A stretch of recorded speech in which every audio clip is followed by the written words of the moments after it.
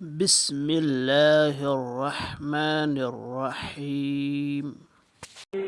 ولله ملك السماوات والأرض والله على كل شيء قدير.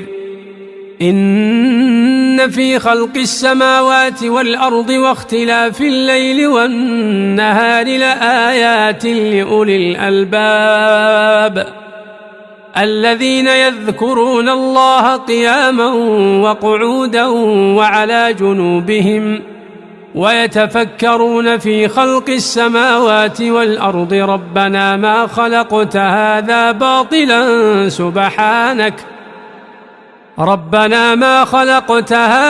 باطلا سبحانك فقنا عذاب النار.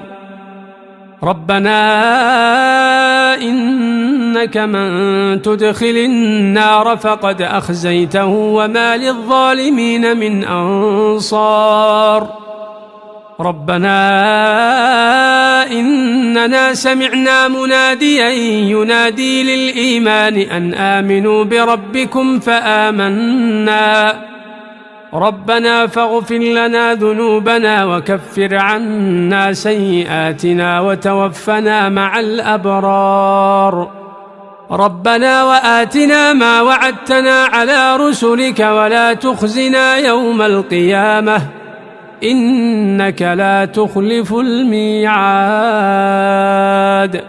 فاستجاب لهم ربهم أني لا أضيع عمل عامل منكم من ذكر أو أنثى بعضكم من بعض.